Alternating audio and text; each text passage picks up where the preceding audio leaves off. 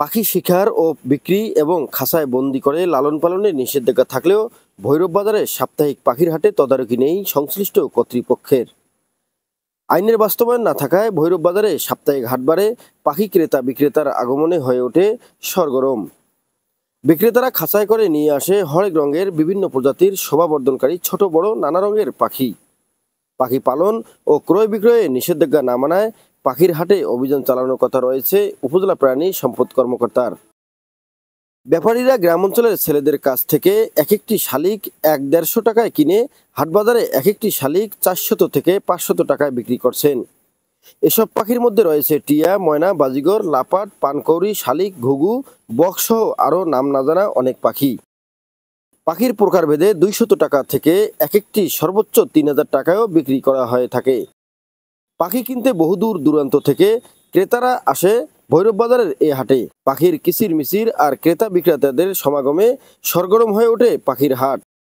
প্রকারভেদে পাখির দাম হাঁকেন পাখি বিক্রেতারা। ক্রেতাদের অনেকেই বলছেন পাখির প্রতি ভালোবাসা থেকেই পাখি পালন করেন। আবার এমনও লোকও আসেন যারা পাখি ক্রয় বিক্রয়ের মাধ্যমে উদ্যোক্তা হতে চান। নিজ এলাকায় দোকান ঘর বানিয়ে তাতে পাখি ক্রয় বিক্রয় করবেন।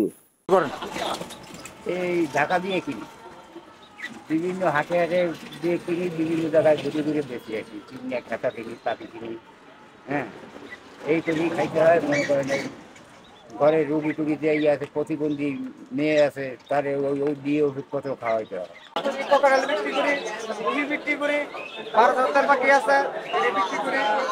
আর শালিক, হ্যাঁ শালিকগুলো কোথায় কিনি?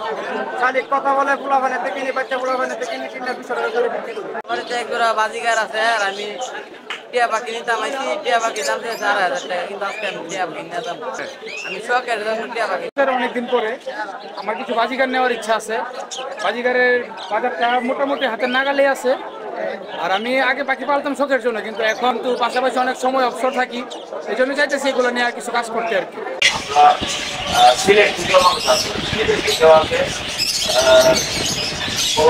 অনলাইনে আমরা পাখি পোস্ট করি, অনলাইনে পোস্ট করার পরে বিভিন্ন জেলা থেকে মানুষ আসে। বন্যপ্রাণী সংরক্ষণ ও নিরাপত্তা আইন ২০১২ অনুযায়ী লাইসেন্স ব্যতীত পাখি পালন করলে সর্বোচ্চ ১ বছরের কারাদণ্ডের বিধান রয়েছে। আগামী সপ্তাহে হাটের দিনে আইন বাস্তবায়নে অভিযান চালানো হবে, এমনটাই বললেন উপজেলা প্রাণী সম্পদ কর্মকর্তা আজহারুল ইসলাম। বন্যপ্রাণী আইনে যে সমস্ত পাখি আমাদের পরিবেশে সার্ভাইভ করতে পারবে না, সেই সমস্ত পাখিগুলিকে আমরা শুধুমাত্র ঘরে পালতে পারবো। আর তাছাড়া অন্যান্য যে পাখিগুলি রয়েছে সেগুলিকে আমরা অবশ্যই বন্যপ্রাণী আইনে আমরা এগুলি ঘরে পালতে পারবো না। কাজেই সকলের কাছে আহ্বান থাকবে তারা যেন এই পাখিগুলিকে ক্রয় থেকে বিরত থাকেন, এবং যে সমস্ত পাখি অপ্রচলিত, যেমন আমাদের পরিবেশে খাপ খায় না, যেমন বাজিগর, লাভবার্ড, মুনিয়া, এই সমস্ত পাখিগুলিকে আমরা পালতে পারি, ঘরে পালতে পারি।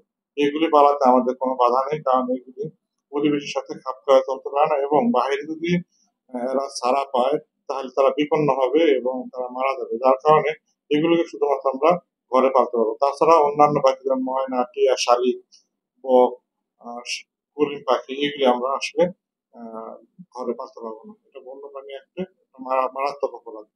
পাখি ক্রয় বিক্রয়ে আইন বাস্তবায়ন করবেন এমনটাই প্রত্যাশা পরিবেশবাদীদের। News channel 24 news desk.